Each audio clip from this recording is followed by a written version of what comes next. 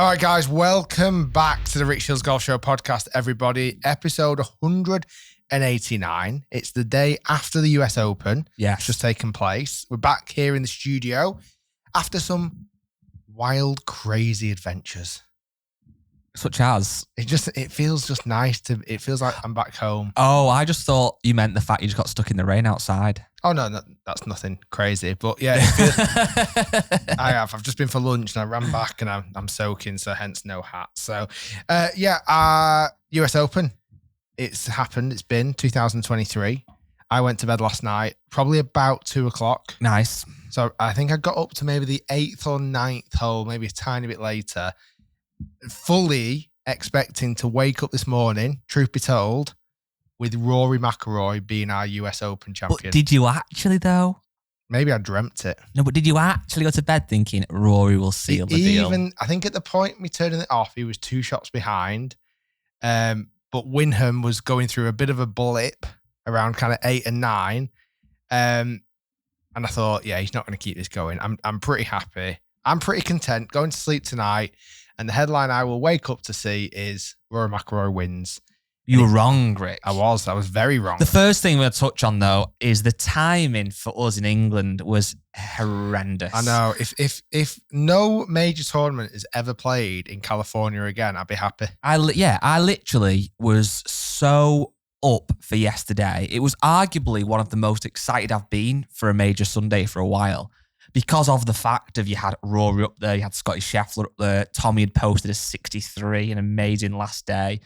And More importantly, Ricky bloody Fowler. Your friend. Yeah, but he's not I wasn't on the trip, so he's not a friend of mine. Ricky Fowler. He's a friend of the channel. He's a friend guy. You know what? I did a tweet about this. I would love nothing more than Ricky Fowler to win a major championship. He is one of the golfers that feels like he deserves one. He can't end his career without a major championship, and I do believe one will come. I just hope that's not his only chance. But he'll have more. Yeah, I think he will. Yesterday, and coincidentally, I don't think this ever really happens. It was Father's Day in UK yesterday and USA on the same day. I think it's always the same. We just have different Mother's Day. Is that true? Yeah. No, I thought Father's Day were different. Anyway, I don't know why I said that. When I was, that's not what I was getting to with that. Yesterday, sorry, that's what I was getting to. Yesterday, I had a lovely day with my family, kids, everything. We had some friends around. It was lovely. And I must admit, in the back of my mind, I was really excited about the golf starting because, like you say, it just teed it up to be a very, very maybe not exciting is the wrong description because it's not the Masters. Like the Masters, you know what's going to happen. Mm-hmm. You know there's these signature holes that you know drama is going to take place. Around LA Country Club, it had a lot of criticism, a lot of praise as well, to be fair. It felt like it was more tense in the fact that I'd been watching it, and I was for those couple of hours I was watching late on. I was almost like on tender hooks. I was like watching it, but not actually enjoying it that much. Like, really? I was just kind of on edge all the time because I felt like, with every, Ricky got off to a poor start. Wyndham was doing really well. Rory was kind of doing a typical Rory on a Sunday, not playing badly, but he burnt so many edges with the putter. It was ridiculous. But yeah, it just felt more tense than anything. But first off, please don't ever mix this up. Huge congratulations to Clark. Yeah. I mean, what a win. He absolutely bossed it. One of his goals this week was to remain cocky.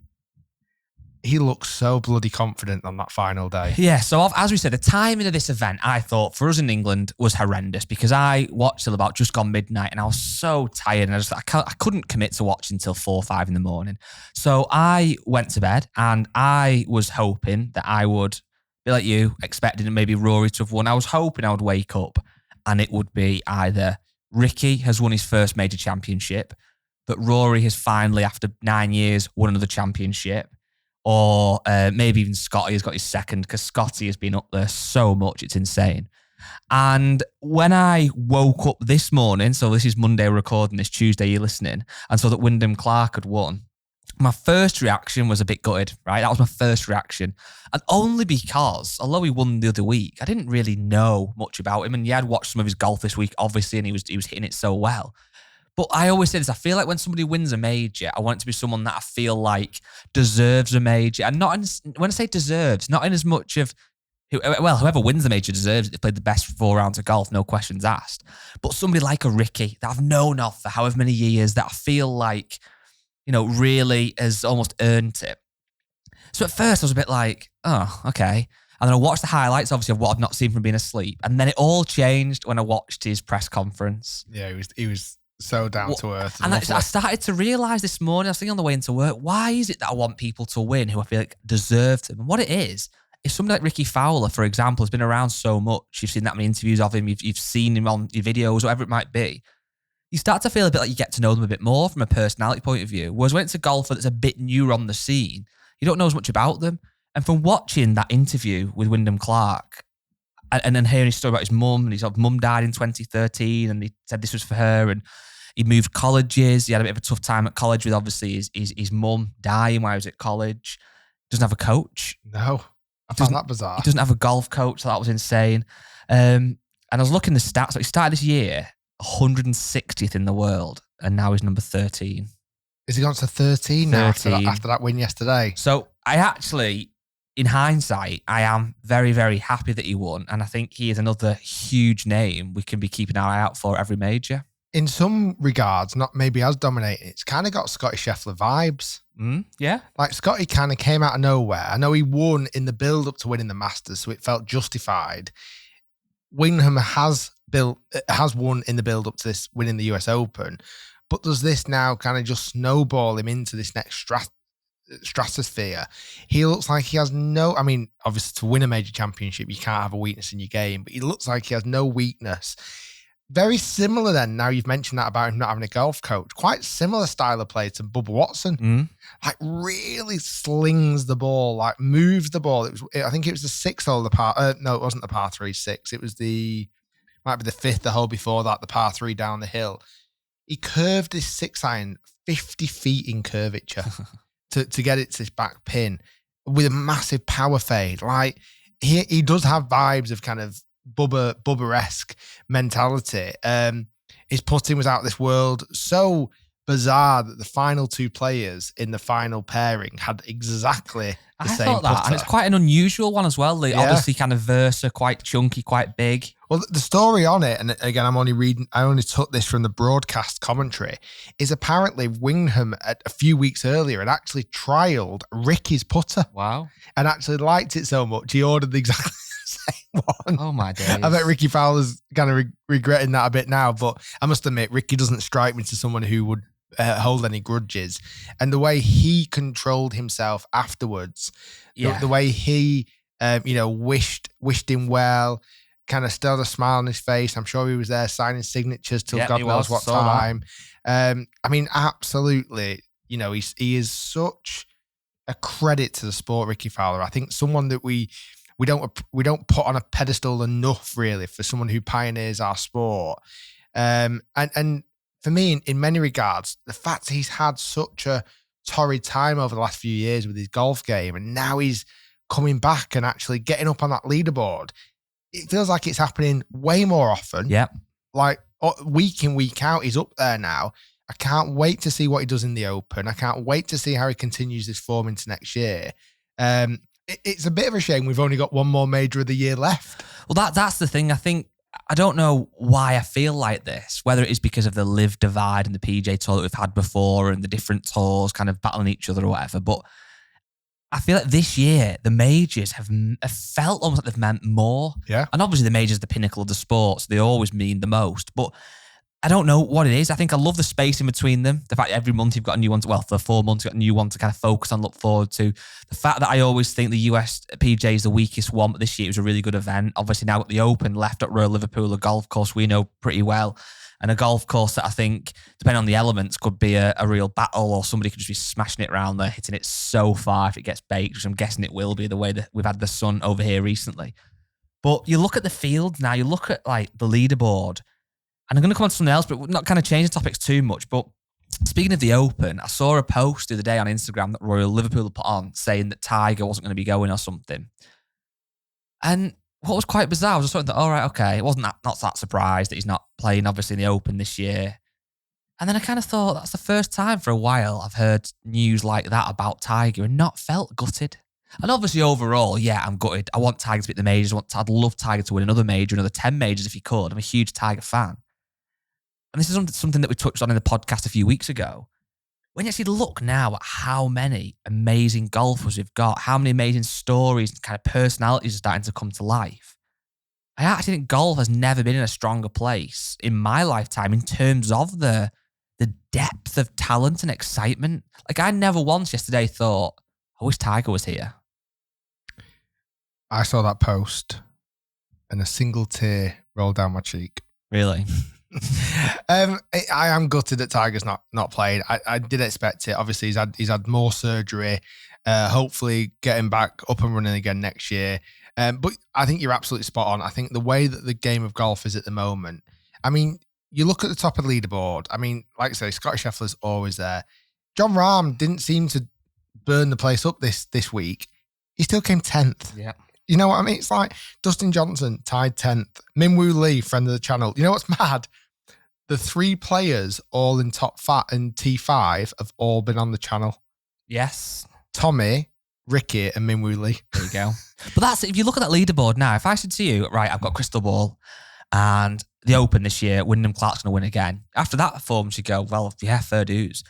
If I said the same about Rory, you'd think, well, yeah, it's a course he won at before. He's playing so well, he's due a major. Scotty Scheffler, well, he could win. He's world number 1. He's won the Masters before. Why could he not win? Cameron Smith, defending champion. Tommy Fleetwood, pretty much he's quite his home course, but a real like home feeling for him being at Royal Liverpool. He's playing great golf. You look like a Minwoo Lee. You've got Ricky Fowler. You go down, like you said, John Rahm's in at 10. That leaderboard from this event, you look at how strong it actually is. And that's why I'm not necessarily comparing it to the Tiger era, because I love Tiger's dominance. I'd love him to come out again and win another 10 majors. But I don't think I've ever felt this much excitement for a field than I am right now. Yeah, I feel you're definitely right with the depth of players now that are available. Because even if you look at, I mean, I'm just quite literally flicking through the leaderboard here, and even there's so many big names that have done so well this year that didn't even make the cut. Mm-hmm. You know, Max Homer. Yeah, he was actually a huge favourite going into this week because I believe he's got the course record around. Oh wow, didn't know that. Los Angeles Country Club. Whether it's 61 or 62, maybe it's got matched this weekend. Jordan Spieth, Justin Thomas is a little bit out of form at the moment. Mm-hmm. Justin, he's said it himself more recently. You've got it's ridiculous how many top players. So yeah, Rory, I don't want to dwell on Rory too much because his time will come. He will win majors. He knocks at the door so often, it's ridiculous. He has been so close on so many major tournaments over the last few years. Yeah.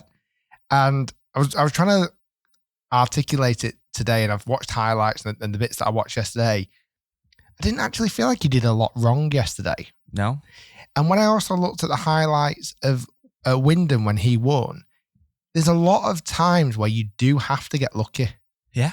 There's a lot of times where he missed big. Certainly in the back 9, he hit 5 or 6 straight pulls that went straight left.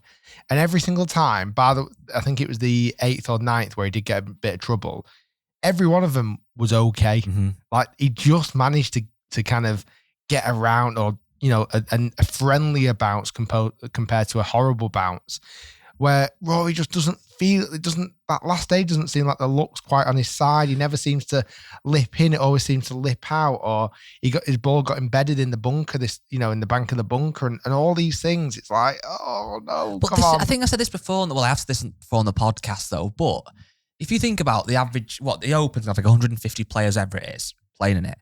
Within that, there's obviously 30 or 40, which we could reel off, who you wouldn't be surprised if they won. We've just done it then, obviously. You got Rory, Scotty Scheffler, Cameron Smith, blah, blah, blah. Within that 30 or 40, whatever, you've also got, you've got guys who will have a really, really good 4 days. You've then got guys who are outside that 30 who might have the week of their life. So what I'm going to get to is, in reality, there's lots and lots of players teeing up at every week, or certainly every major, who could win that championship. And I think sometimes with Rory, he has blown a couple away, admittedly, but the fact that he's playing so consistently, so often, and his name is at the top of the leaderboard, I think that's why it appears that he can't win. Yeah. It's actually the fact he's doing so well and he's putting himself in contention so much that you notice it more and you think he's not winning. He's not really there throwing that away, has he? Well, he does. He shot level par, but as did the top three players. He for me with Ricky, he's proven to win. Yeah, he can win. Sorry, not Ricky, Rory. He can win. Yeah, he's won multiple times already this year. I think I'm right in saying that. He's definitely won this year, hasn't he won in Dubai. Was at the end of. Let's have a quick look. So it's not as if. Oh, we've got a fire alarm going off in the background. Is that a real one? It's not as if he can't. We'll pause. We'll be back in a sec. We're back. False alarm. He has proven he has won this year. He said he won at the back end of last year, was it, or early this year? He won in Dubai this year, start of the year. It's not like he doesn't win. But yeah, I'm not quite sure. I don't know if he's. I don't know. I wouldn't be able to give any advice, and I'm sure he doesn't need it off me. I'll tell you what was very interesting this week with Rory's approach. He was much more in a bubble. He didn't do many interviews pre-event. After I think he had a really good round on Thursday or Friday, but whiffed the chip on the last green and didn't do interviews. He seems like he's been a little bit more in his bubble this week, which might suit him better potentially. At this point, I'm probably sure he's tried everything to make the win happen, to get it over the line. But at the end of the day, you can't force that, can you? If you're playing good golf 4 days in a row and in contention, eventually it'll happen. I've said that for a while, but it will. It has to. And the fact he's putting himself up there, I mean, all he needed was Wyndham Clark to bogey that last hole. And I mean, yes, he put it in someone else's hands there, but if he had done, which he might well have done with the pressure, then Rory's into a playoff and who knows what happens. But I think it's kudos to Rory how well he's playing, how consistent he is, as is Scotty Scheffler, as is John Rahm. Those three guys are just that next level. I think where he could look back at his round today and go, yesterday, sorry, and he didn't make a single birdie in the last 17 holes. Yeah. That's not Rory, is it? Even the par fives, there's a couple of very drivable par fours. He didn't capitalize on any of those. It's like they could have been more birdie opportunities without question. Yeah. I mean, he bogeyed the 14th, the par five, after hitting a bad wedge shot into the green. So it's like, for someone with his prowess off the tee, I am surprised he didn't make more birdies in that final kind of 17 holes, really. Did you see Gordon Sargent's putt? Ridiculous. It was like being at mini golf. Did they fix that? I think they fixed it. They said, I think someone had pulled a flag out too much and then the cup kind of raised a little bit. And then the ball obviously landed in the hole and came back out again. I wonder how much money he lost on that putt. I don't know. Gordon Sargent, where did he come? He came. Well, he's not an amateur, isn't he, anyway? Oh, he is an amateur, yeah. He wouldn't have. But it would have meant... He still won the amateur bit, I think. He'd have come tied 32nd instead of tied 39th. Wow. There was also some... tell you what was weird? And I know it's quite a lot of talk on Twitter and stuff, but because I'm not on their time zone, the tee times were very, very, very, very late. Mm-hmm. And I've watched the highlights today, and I've watched them play down 17, 18. It was actually getting dark. Yeah. What would have happened if there was a playoff? God knows. Honestly, they wouldn't have had a chance to be able to play one more hole, I don't think. Yeah, it was weird. It was a great event in a lot of ways, apart from the fact it was too late, and that was annoying. The crowds weren't great. Obviously, I think there'd been some story that the members, 1,000 members, had been given 4 tickets each. So they obviously took a lot of tickets or didn't go even or whatever. It was quite a corporate feel. I've listened to a couple of the podcasts, and some of the people that were there said it did feel kind of very corporate, and it was, a lot of the times wasn't people clapping when a good shot was hit or whatever, which is a bit of a shame. But from a golf course point of view, it did look good. It looked very tough in parts, obviously. So bloody hard. It was ridiculous. I imagine what we'd actually genuinely shoot playing in that condition. 1,000,000. And one. Because the other thing as well, and only because I've got slight experience on this, I think it was the Saturday night when, again, Ricky and Wyndham was playing together in the final group on the Saturday as they were finishing. It was quite literally going dark. Mm-hmm. And I remember when I played with Ricky at Medalist, was it back in December now?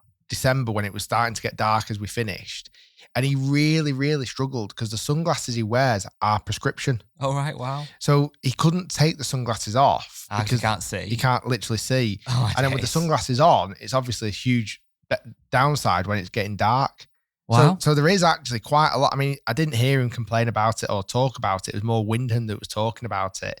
But it was, you know, for one, I saw a few comments saying, why is he still wearing his sunglasses? It's because they are prescription. I'm not a fan of playing golf in sunglasses. I don't think I've ever even done it. But I have done it. I don't think it's something you need to get used to. Yeah. Remember that phase where they've been putting on the back of the hat upside down and stuff and all that? Remember David DeValdo? Yeah, they were.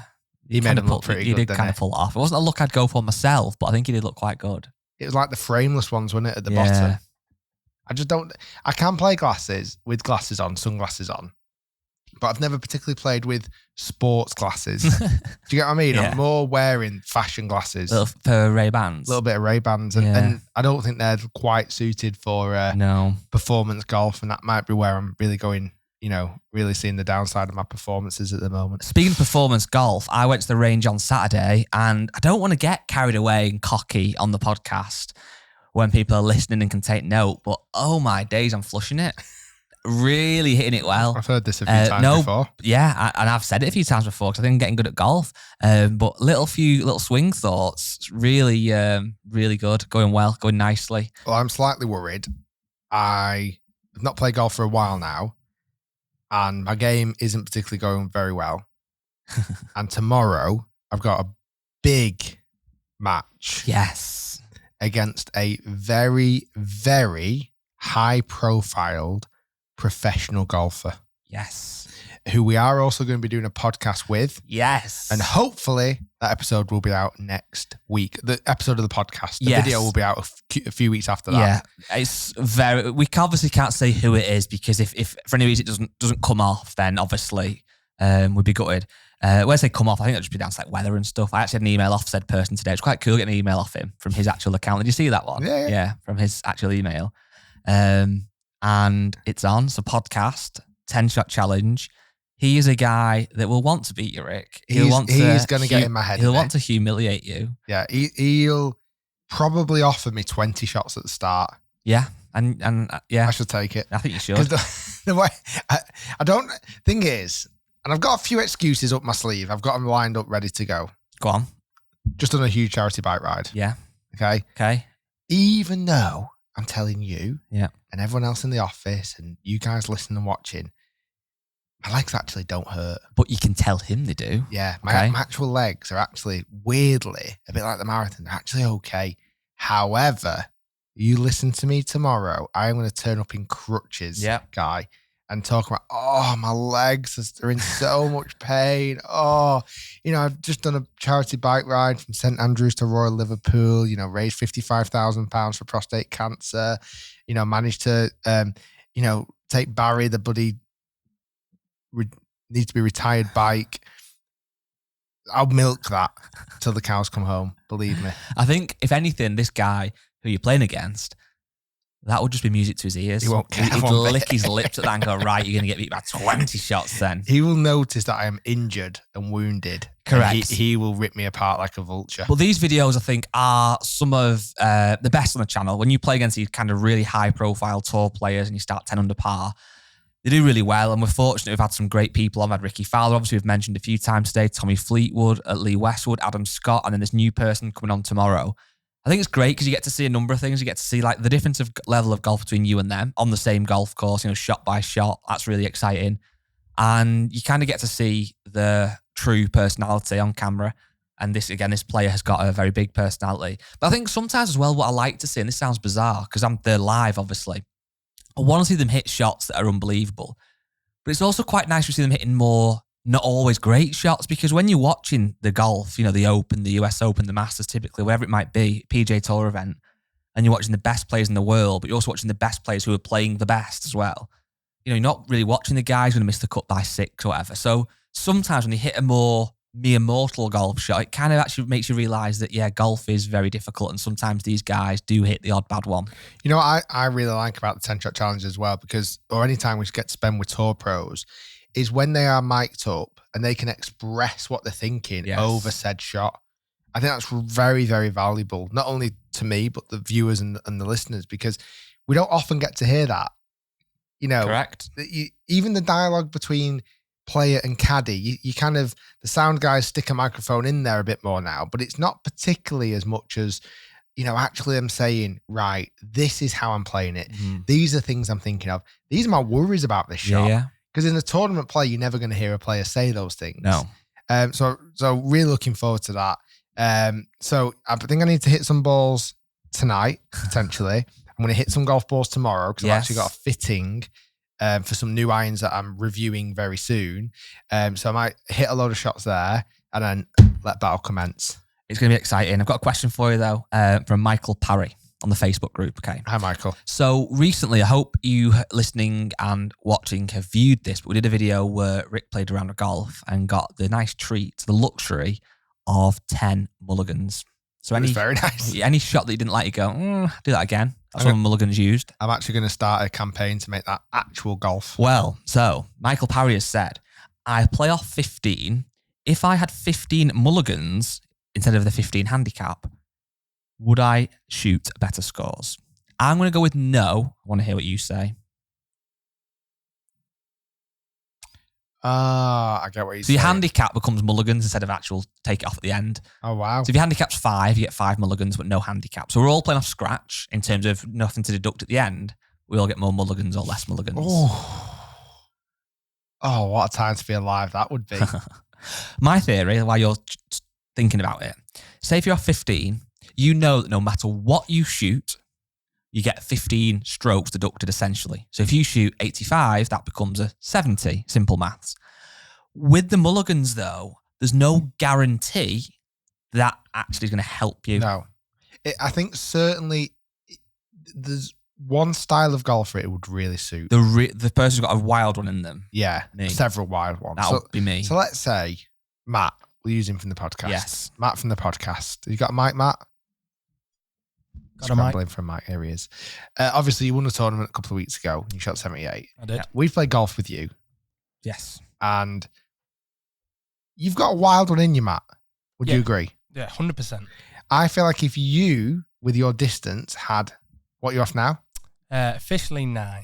If you had 9 mulligans, I think Matt's score would dramatically improve. So let me think about this now. Matt's going to go out normally and shoot an 81 off 9, roughly. Yeah. So you're saying that becomes a 72, his handicap. Yeah. You think he would beat 72 gross with 9 mulligans? Well, I don't know, actually. Now you said it like that. It does sound quite a low number, doesn't it? So What do you think, Matt? Because you don't get a handicap as well, don't forget. It's just the mulligans. It's hard because usually it's the tee shots that send me off, especially for me. I honestly reckon I'm a great second shot golfer. I think I would benefit from it over shots.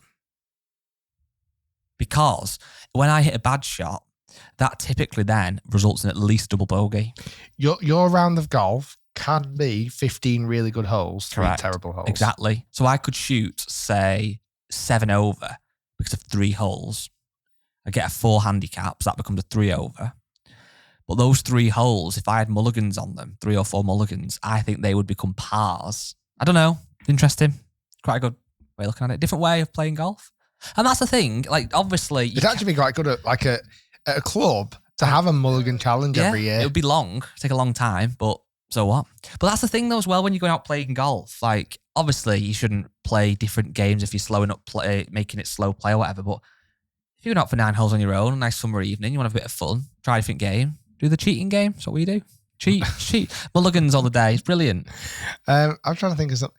You know, I'd love to, and I think I've got the perfect candidate in mind for this. I'd love to get a tour pro doing it. Yes. Well, that's the next video. I think a tour pro doing 10 shot mulligans, 10 mulligan challenge would be ridiculous. Yeah. I genuinely think they could break 60. But why do I think that on a... Oh, because they've got no handicap anyway. You got no handicap. Doesn't matter now, does it? But the thing is, though, with a tour pro, what I'd be intrigued to know is where would they use the mulligan? Is it just simply the 8-footer that they miss? Yeah, I think it's a little fly going around the room. Was it a piece of fluff? I think it's actually... No, it is a fly. No, it's a fly, I think. Try and catch it with your fingers. Oh my God, he's caught it this week. Eat it. Eat it, go on. Have you got it? I've definitely not killed it. Why are you eating it? It's actually a little spy drone. Sent by Peter Finch. Pinching our Tour Pro idea. So we have had lots of questions on Facebook, which is a platform you're a huge fan of, you're an advocate of. Ambassador almost. Yeah. What was the only time I thought was a bit too much was that time we were in the Trafford Centre and that fella came up to us and said, "Oh, Rick, love the videos, love the channel and everything." And he said, "Oh, actually, and why guys here as well, I'll tell you. I'm a member of your Facebook group, the Rick Shiels Golf Show group. I joined it and it was free and I made up with it." And you were, "All right, okay." And you escorted him into the Apple shop and bought him 6 iPhones, him and his family. That was a really nice touch, that. Is that what you always do? On the start of my bike ride the other day at St Andrews. Yes. About 3 people had turned up, actually genuinely turned up for the promise they were getting a £50 note. Oh, wow. Well, we need to stop offering these promises that we don't deliver on. Luckily, I did have 3 £50 notes on me and gave it them. Of course you did. I don't always have £50 notes on me, so just be careful. But the Facebook group is a great place. Facebook and social media in general can be a bit of a hive of negativity, a bit of a hive of nonsense, of misinformation. The Facebook group, the Rick Shiels Golf Show podcast, however, which is now amassing upwards of 100,000 members, it's a good zone of sharing your recent achievements. If you've broken 80 for the first time or broken 100, or whether you've taken your friend to come play their first round of golf, you get a lot of love, lot of support in there. So let's just say you have a normal Facebook account, you've got 231 friends, and you put a picture on that you broke 80. You might get 10 likes, potentially. Yeah. Put it on the Facebook group, we're comfortably talking triple figures. So, and also we engage on there and interact, and that's where we get a lot of our questions from. So where you're going, you can go semi-viral. You can go semi-viral. Sometimes they actually go viral because they get shared out of the actual group. So, you never know what you're going to get. Okay, so join the group. That was a big plug for the group.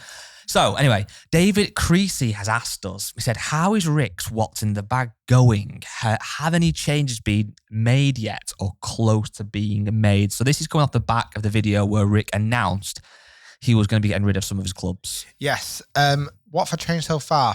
I've put a dot on my putter. Correct. Even Roll have also sent me now a putter with an actual dot on it. Correct. But I'm not using that yet because if people did watch the 10-shot challenge, I don't think I've ever putted as good in my life. I don't think anybody has ever putted as well in the history of man. Since that, the putter's not been quite as hot. So it's there in the backup. It's there ready to pounce when it's needed to. I've also, if you've watched, that review's gone out, I've also put some brand new wedges in the bag.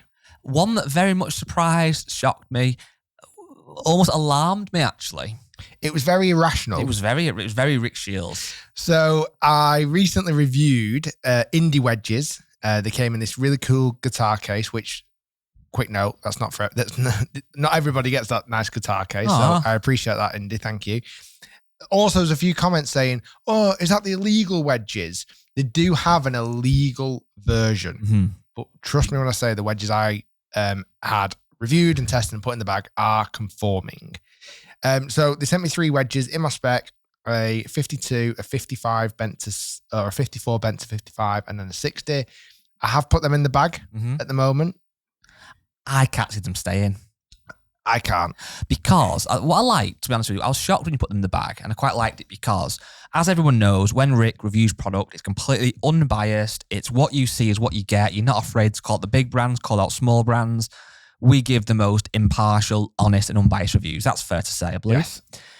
However, I think there also comes down, to me, this is where we might be different, that I almost have predetermined trust in products. So I feel like if I've got Vokey wedges, I might not play better necessarily than I would with other wedges. But for me, I feel like, they're the best.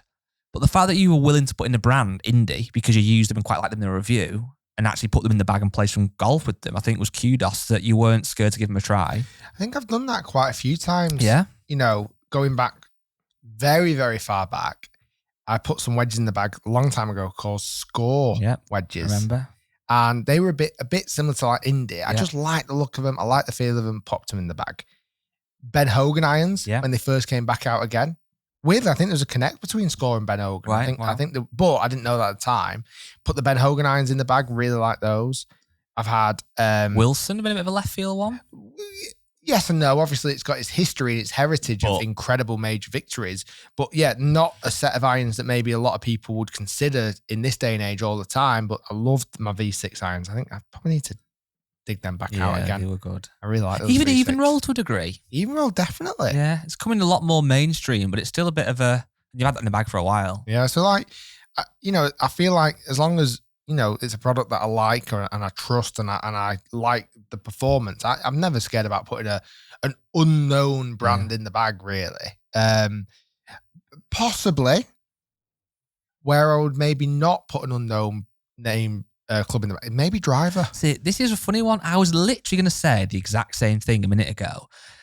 That it's arguably easier with a wedge or with a putter but then I thought of something else. But actually, at the same time, with a driver, if you got a Guy Charnock driver that you'd never heard of before and tried it out and the numbers were great, and that's evidence you can see the numbers, then why would we be scared to? Yeah, I feel like with wedges and putters, the R&D doesn't need to be. Millions of pounds hasn't been spent on R&D for those indie wedges. Correct. And I apologise if they have, but I don't believe they have. No.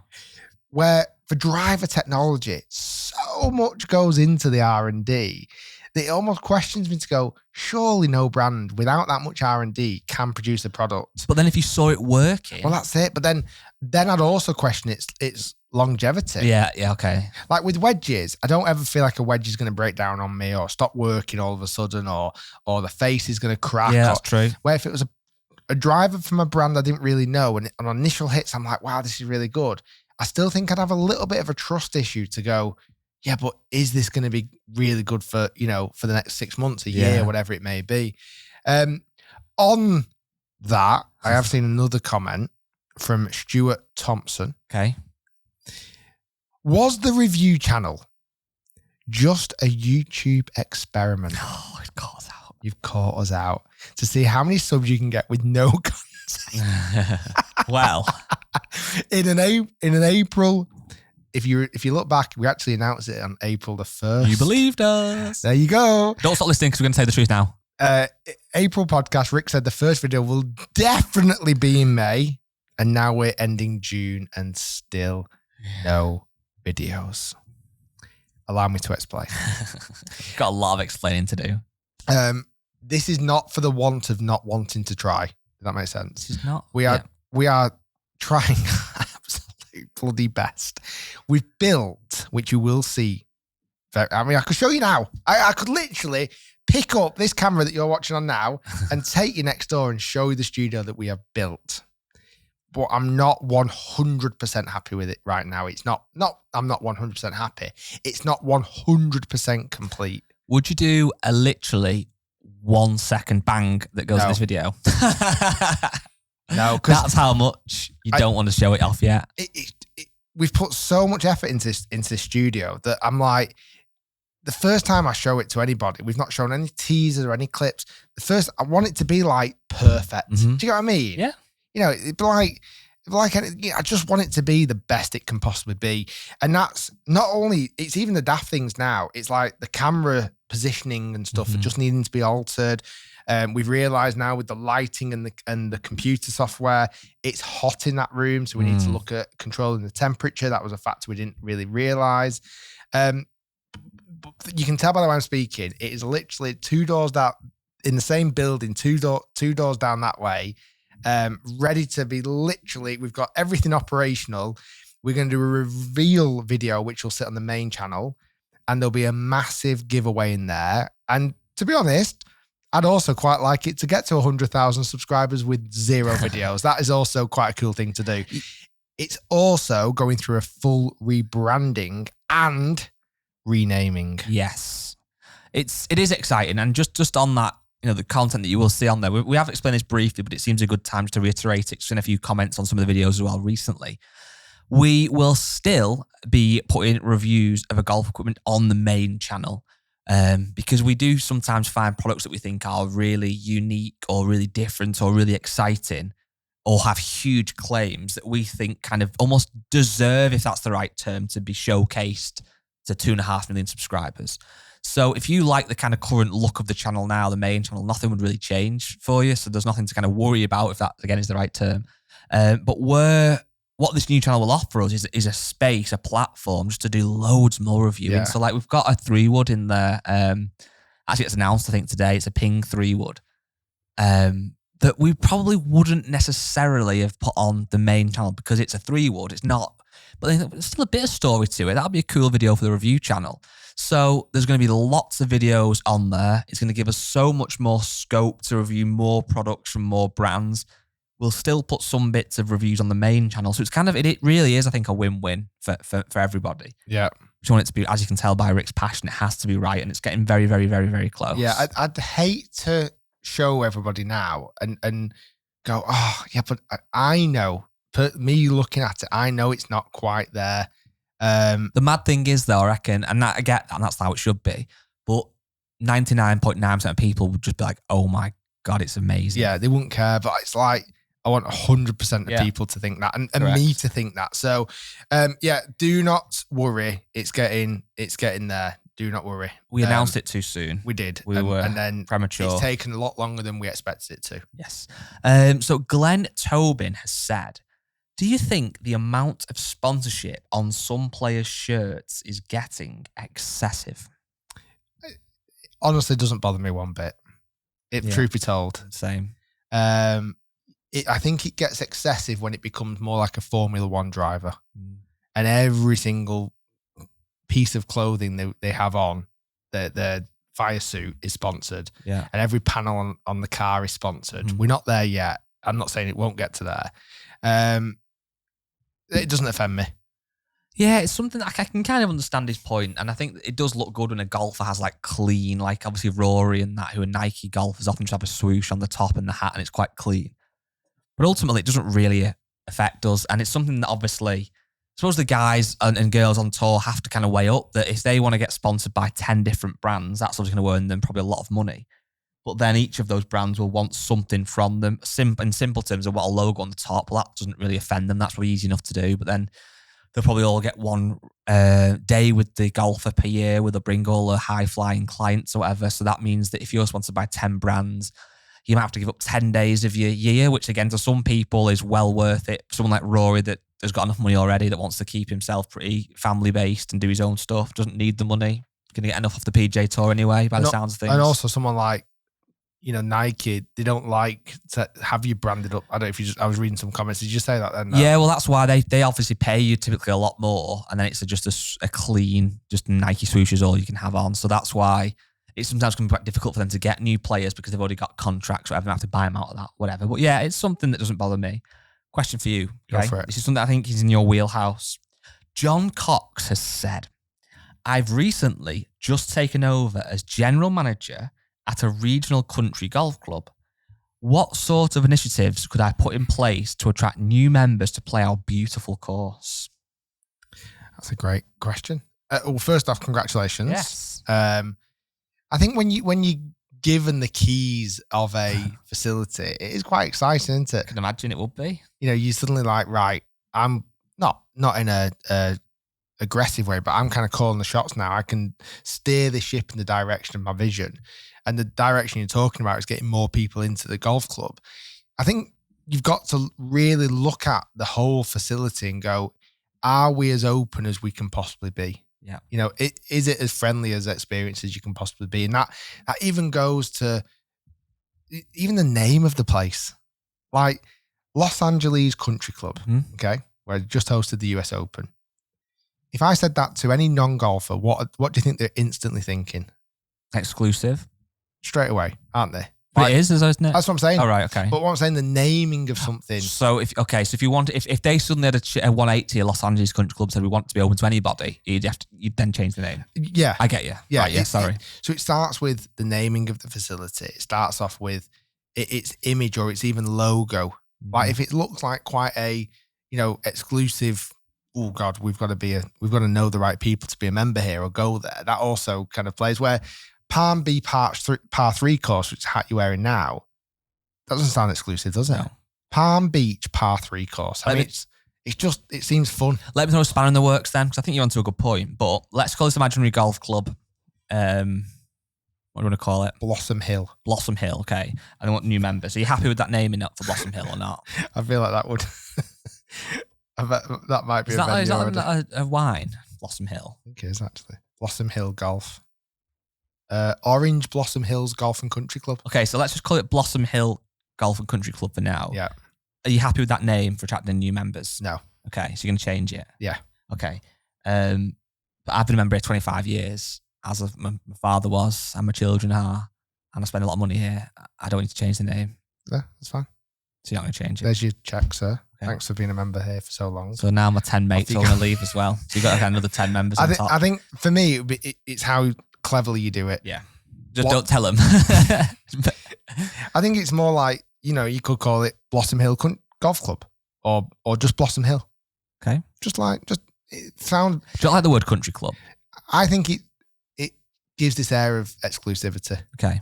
Would you agree on that? I would in a sense, yes. But I also feel when I think of a country club, there might be tennis courts there, might be somewhere I can go in, non-golf clothes, be a bit more potentially chilled. For example, when I used to work at the Mia, yeah, it was not called the Mia. It was called Mia Golf and Country Club. Yeah. And at that point, it was a quite exclusive members golf club. Yeah. And I would answer the phone. Hi, good morning. Welcome. Good morning, Mia Golf and Country Club. Rick speaking.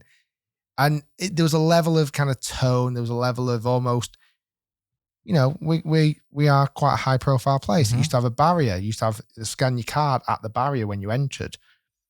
And they realized, I think when it got maybe bought out, that they needed to increase the footfall. So they added a hotel. Mm-hmm. Makes sense. They got rid of the barrier at the front gate. They started to just call it the Mere. Yeah. That was it, just the Mere. And now when you go, it has a very, very different, and again, from me seeing it as a country club, it was quite exclusive, quite member orientated, and they did lose members. Mm-hmm.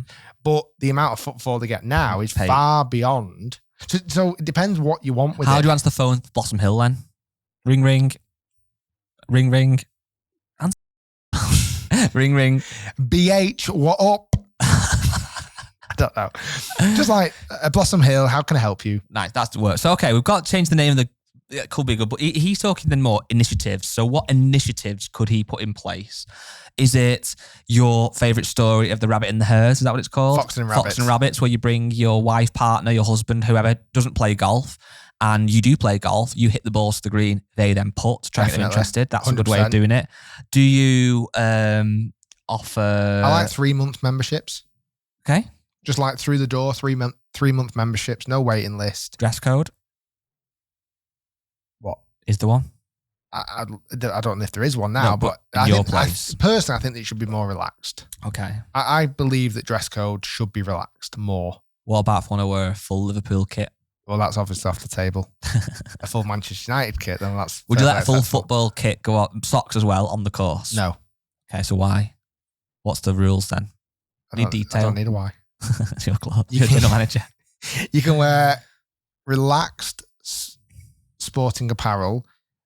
I don't know the right description. I don't know. But you can't wear football shirts. Okay, so no football shirts. And you have to wear clothes. You can't be nude or topless. No. All right, I'll have to go out. Just mute that, Matt. Yeah, like I said, there's probably a lot more to it. But I think if you're wanting to attract more people to the golf club and you want to get more people through the door, you've got to be more welcoming. You've got to be more open. It's got to start from everything. Yeah. Personally, like I said, the naming, the barrier at the front gate, if there is one, if there isn't one, or even if there is a barrier for security reasons, I don't massively mind that. Friendly staff. Yeah. Gets away with that. Hi, sir. Can I help you today? I'm just going for a look round. Absolutely. Welcome in. Yeah. It doesn't need to particularly be just because there's a barrier there or a gate, like, right, you're not in. Yeah. It could just be, a little buzz. Again, if you're worried about security, that's not a problem. I like golf courses that have security. It feels like, obviously you're safe. But it's got to be put in place that, we're still welcome, we're still open, we still want you to come and join us and be part of the club, or come and play your golf here, or come and practice here, whatever it may be. One thing I would like to see at more golf clubs, I don't know how they do this and how they maintain this, but it's something that I think maybe would attract new members, but would also probably keep members as well, is making the golf club not just somewhere that you go to play golf. So, for example, I've hardly gone to the gym at the minute, which you can tell from looking at me. I'm in quite poor shape at the minute. But But says you're looking ripped. no, it's fat. It's not good. Anyway, but I still go to my gym quite a bit and do admin on my laptop rather than come to the office some days. It's just quite an all right environment. It's quite light and I just quite like it. So because of that, even if I'm having a spell, I'm thinking, you know what? I'm paying 60 quid a month for a gym, whatever, and I'm not really going. I probably should just quit. It's like, well, actually, I do still come because I do work here. And then by doing that, you sometimes end up taking your gym kit with you. You might do a bit. So you kind of keep that going a little bit. Whereas with a golf club, it's a sport where you can quite comfortably, or I can anyway, go from October to February and not play golf. Certainly in my private life, personal life. But if you're still going to the golf club, maybe to watch the football, for tea, because I used to go to my old golf club a lot on like a Friday with my family for tea and stuff, and it was like for my meal. And then you have a drink with people. It keeps you feeling part of something more. I do genuinely think, I don't know where this golf club is, whether it's in the UK or US, I do typically feel like US do that so much better. I'd agree. Like when I was lucky enough to go out there in December and January this year, the amount of times we'd filmed at a venue and we'd come backing off the golf course, it was starting to go dark, yet the clubhouses were packed. You know, either people watching sports or having a drink with mates or out with the family, or, you know, so, you know, elder grandparents out with the grandkids having a nice little meal. Like God, I don't feel like we get that in the UK as much. Yeah, no, I agree. But yeah, I hope that the job goes well for you, John, and have to let us know if any of that advice was any good, really. Next week, you know what else? Next week emails in. Hi, Rick and Guy, do you have any jobs? You know, last thing I would actually say as well, and something I'm seeing come full circle now, is when I was younger, much younger, the golf club I was a member at for a long time had a really thriving junior section. And I say thriving, I don't know what it was like in comparison to some other places, but there's probably 20, 25, 30 junior members that were active or whatever, and, you know, some decent level of golfers there. And kind of inevitably get to like 17, 18, 20, whatever it might be. A lot of them either stopped playing golf, and I carried on a little bit, and obviously other people did, but a lot of them stopped. Now that they're all turning kind of 30s, mid-30s, maybe pushing upwards towards 40, so many of them are now back playing golf again. And, you know, you'd like to think their natural port of call would be go back to that golf club and, you know, rejoin for the memories or whatever it might be. So if you have a decent junior section, although it might not give you a lot of income as a juniors, but they then in future might become members. They're your future members. Yeah. Always look after the juniors. Always make sure that you've got a thriving junior section, because the amount of people who are, like I say, members of clubs because they were a junior there, it's staggering. You know what I had to do the other day that was really annoying? I had to buy my first golf glove in about about 10 years. You know what? I'm bloody glad you bought a glove. Why? Yours were looking really tatty. So basically the story was, it's not really a great story. In my old job working for Nike, I had lots of equipment obviously that I would use and I would take out to demo events. And we always had, not only do we have loads of clubs and loads of shafts and loads of balls and loads of tees, etc., we also had loads of footwear and gloves. And that was partly so that if you wanted to come and try the clubs, you could also try the footwear on. But it was also because a lot of people, believe it or not, would come, they'd book in for a custom fitting, they'd turn up in the work suit with the slidey shoes on, no glove, and then wonder why they couldn't hit it very well. So we would have boxes and boxes of gloves that I would obviously give to people to wear for, you know, and then I wouldn't keep them very long. It's a bit minging from fitting and when I did an old glove off somebody else. Anyway, long story short, when I left Nike in September of 2017, I had a fair bit of equipment left. I was just told, just keep it, whatever, you just have it. And I had about 3 boxes worth of gloves, size small. I am, which is quite puny, I know, but I like it tight. And that was not even maybe a joke. And because obviously I don't play actually that much in the grand scheme of things, maybe twice a month potentially, one glove can last a little while, but there's only so long it can last. And the last one of this whole batch. Honestly, is the last one? I was clinging onto it. I actually saw a couple of comments on the videos about get Guy a new glove. This has got to go. So on Saturday, I went to Clark's Golf Centre near me where I hit balls sometimes and walked up to the counter and bought a glove. I said, first time in about 10 years.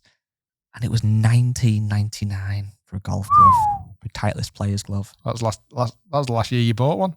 Coincidentally. Yeah. So yeah, I had to buy a golf. And it got me thinking a little bit. Although golf doesn't have to be expensive, I said this a lot of times because you can buy budget things. And I did buy one of the dearer gloves. I don't really know why. I used to a leather glove or whatever. But there's a lot of bits to buy, isn't there? You've got tees, you've got balls, you've got gloves, you've got apparel, you've got footwear, you've got clubs. And with all that stuff, you can obviously buy much, much cheaper alternatives. And I'm very fortunate, as are you. I don't always buy lots of stuff or use bits or whatever that we get sent. But it's a lot that you need. Yeah. No, you're right. I think I always begrudge buying tees. Yes. Luckily, I've got a big batch of them, but I still sometimes forget them and have to buy them. But you have to buy them. What can you do? Tees is a good one. And I can't imagine you doing this necessarily, but it's good. Get the massive bag off eBay. Yeah. The massive, huge, ridiculous one. Because you get it and you get sent them and you look at it and you think, I'm never ever going to run out of tees ever in my life. But you do, obviously. But it's nice. I love having loads of white tees in my golf bag. I said this before, you only have one in it. Do you one in your pocket when you play? Yeah, just one. I like about 6. It's too many. Yeah, I don't know. What are you, Matt? 1 or 6? Where do you fit? I always carry a full one and a broken one for par 3s. Wow. That's right. He's prepared. Yeah. I don't know. I literally only have one on me typically. Sometimes a ball marker. Most of the time not. Yeah. That's pretty much it. We're very different in our approach to golf in a sense that I love my clubs being dead clean. I like everything in order. I like to know that I've got several golf balls ready the night before in the bag. I've got loads of tees. You just rock up. And you're like, I've got no golf balls. I hate it when my clubs are too clean. I don't understand that. I absolutely hate it. What about it? I don't like looking at them. Wow. They just look too clean. I look at them, oh God. On a I like a bit of dirt on there. the toe. I like to know I don't like to give them too much respect. What about your golf ball though? I love my golf ball being as clean as it can be. I hate having a golf ball that's got a bit of grass on it and stained. I don't mind. No mud. I wouldn't want anything to affect the flight. But if it's whacked a tree and it's got a bit of tree mark, I don't mind. Oh, you're a bad man. But you keep your shoes very clean. Is that more because of camera? Because I take them out of the box every time. When you wear one pair of shoes each time, you do. It's the fact that you burn them after a round. Some poor kid going, Rick, can you spare me a pair of shoes? No. On fire. Gone. I don't. Buy your own. I would never do that to my wonderful Echoes. The one time at band camp when I was away, and I must admit the day before playing Augusta, I did go the whole town. I cleaned all my clubs. I had all the golf. I stripped my bag to the absolute only things that I would ever need for that round of golf. That was the first time in a long time. And then weirdly, it popped up on Facebook today or Twitter or something. 6 years ago today, on the 19th of June. Is it open qualifying this week? Might be. I wouldn't be surprised. I don't know. Oh, yeah, it is. It was the night before open qualifying at Fairhaven, like 6 years. How many years ago? That's 6 years ago. And I'm in my garage live streaming, and 97,000 people were watching me clean my clubs and sort all my bits and bobs out. What? Your bits and bobs out? All my bits and bobs. And that's probably why I never played in the Open. Because your club's too clean. Far too clean. Just on that, on playing on the Open, we did touch it in the last podcast, what we did live at Lancaster Golf Club, the wonderful Lancaster Golf Club. We were made to feel very at home, a nice place. It was good. We talked about we'd just recently played at Muirfield, home of the 2013 Open, as won by Philip Mickelson. And we also played a couple of other courses, North Berwick in particular was one I was going to touch on. I can't remember how much we discussed it last week, so sorry for repeating myself, but we definitely said it's the best golf course around. And I just want to reiterate the fact that North we did definitely Berwick, say that. No, but just North Berwick was so fun, and that video is coming soon, as is Muirfield, as is you and Iona playing at Gullen, and then you and Peter Finch, friend of the channel, Peter Finch. We want to see more of you on the channel. Well, you've got it at Archerfield. So there's some really good videos coming soon, and that part of Scotland is insane. It's actually next Monday, open qualifying. Next Monday. I'm actually playing with Pete this week. Really? Down, yeah, of course you are. Going down, not filming it, but in fact, I don't know if you are playing with him actually. I'm actually not playing with him, am I? No. So we'll talk about it. Rick, obviously, and Pete, you are ambassadors for Golf Bidder, and I've done some great stuff with them. Obviously, the Golf Bidder Challenge this year came back, where you and Pete had an epic match that I think only deserves a rematch maybe next year, if you fancy it. I do. If you're not scared. I threw it away. I was 2 up with 2 to play and threw it Exactly, away. if you're not scared. So yeah, I'm definitely not You're going to get scared. called Rory McIlroy next, mate. Pete's Wyndham. You're Rory. You're Ricky. Fine. Yes, and as part of that, they ran a giveaway for people that had purchased products from Golf, but I can't remember if it was a month of March or something. And the winner, the prize was to play golf with Peter Finch, and then second place was to play with Rick Shiels. I'm joking. The winners got to play. I think there's 3 winners or something, or maybe six winners. Six winners. 3 play with you for 9. 3 play with Pete. Then they have to swap, and 3 play with you and play. Yeah, so it'd be quite good. Just a quick one. Something and I don't want to diss him because he just won the US Open. Yeah, I've never heard of the name Wyndham, apart from the hotel chain. Yeah. Wyndham, bizarre name, innit? Well, I'm called Guy. I've not got much of a leg to stand on, really. I met another guy last week What did you know? at Royal Liverpool. Did he say hi? I'm Guy. You know, so What- you know when I finished my bike race, You're at a race. You're at a race, then well, mate. You and that snail. You beat the snail. The tortoise went past you though. I came second. I finished at Royal Liverpool, which was, in fact, we've not touched on the final bit of that. Oh no! Just quickly, because obviously the live podcast last week had one more Yeah, day that's to true. go. The last You day, completed it anyway. Well I done. completed it. I got it, and I finished at Royal Liverpool, the home of this year's Open Championship. And Neil, my caddy from the Break 35, yeah. was there. Oh, what a guy! He's So a he lovely invited bloke. me for a shed load of drinks, which I duly accepted. Did you? Yeah. Oh, I thought you were going home. Well, I did, but I didn't drive. So I shed loads of drinks. You cycled. And there was a few guys who were artisan members. And one of them was lovely. called Guy. Did you say I know someone else called Guy? I didn't know. No. No, I just thought I'd leave it on that. But yeah, all good. I've Right. never met another guy. Maybe not. No, I'm really good. I mean, I'd love to sit with someone and go, you're also called Guy. They go, yeah. I go, just hug and cry to each other. Yeah. Like, how do you spell it? G-U-I? How do you spell it? G-U-I? Do this to become best friends? How else can you spell it? That was the joke. You can't, Rick. G-I-Y. G-I, yeah. G-I. But yeah, that would, I'd love that. If anyone else is called Guy, feel free to follow me on Instagram. I'll follow you back. I'll follow as many guys as I can. You already do that. Hey. Right, guys, thanks for listening. I hope everyone Guys, enjoyed. there's only one guy here. Thanks, Guy, for listening and being here. I said guys. Yeah, but there's no other guys. Me and the guy from Royal Liverpool. I want to meet someone else called Guy and get a picture. I'm actually Googled the word guy. Guy Fawkes was the only other one. There was a footballer years ago called Guy Whittingham. I think he played for Sheffield Wednesday, I think. Not that I'm clinging on to any other guys. Won't be the first time. Oh, no, you got Guy Ritchie. Guy Ritchie, yeah, he's a good guy. Oh my God. And on that note, we are out. Thanks for listening. We'll see you next week for episode 190.